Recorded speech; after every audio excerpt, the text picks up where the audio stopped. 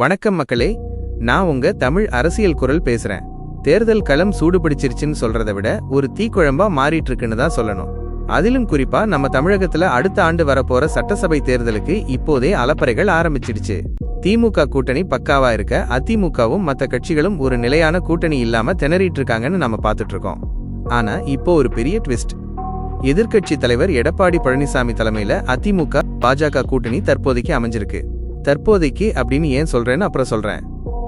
இந்த கூட்டணி அறிவிச்சதும் ஏற்கனவே தேசிய ஜனநாயக கூட்டணியில இருந்த நம்ம முன்னாள் முதல்வர் ஓ பன்னீர்செல்வம் அக்கூட்டணியிலிருந்து வெளியே வந்துட்டாரு.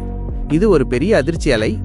இதை தொடர்ந்து அமமுக பொதுச் செயலாளர் டிடிவி தினகரனும் கூட்டணியில இருந்து விலகிறதா அறிவிச்சு ஒரு பெரிய பரபரப்பை கிளப்பிவிட்டார். செய்தியாளர் சந்திப்புல டிடிவி தினகரன் என்ன சொன்னாரு தெரியுமா? இந்த என்டிஏ கூட்டணியில இருந்து நாங்க வெளியேற நயினார் நாகேந்திரனோட செயல்பாடுகள் தான் காரணம்னு பகிரங்கமா சொன்னார்.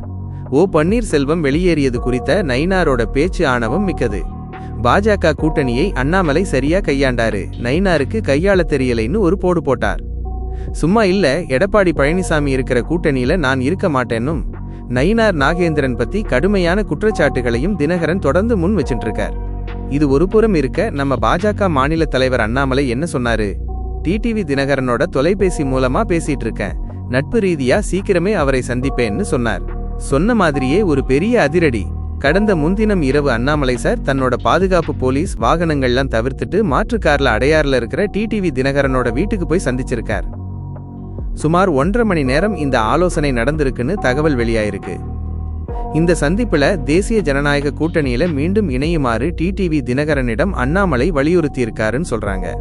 யோசிச்சு பாருங்க மக்களே, கடந்த சில நாட்களுக்கு முன்னாடிதான் அதிமுக பொதுச் செயலாளர் எடப்பாடி பழனிசாமிய அவரோட வீட்டுக்கு நேர்ல போய் நயினார் நாகேந்திரன் சந்திச்சாரு. இப்போ டிடிவி தினகரனை அண்ணாமலை சந்திச்சிருக்கார்.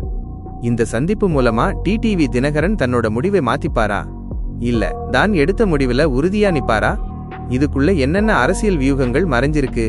தமிழக அரசியல் களத்துல அடுத்து என்னென்ன திருப்பங்கள் நடக்க போகுதுன்னு பொறுத்திருந்து பார்ப்போம். இந்த அரசியல் நகர்வுகள் பத்தி உங்க கருத்து என்னன்னு கமெண்ட் பாக்ஸ்ல சொல்லுங்க. மறக்காம நம்ம சேனலை சப்ஸ்கிரைப் பண்ணிடுங்க.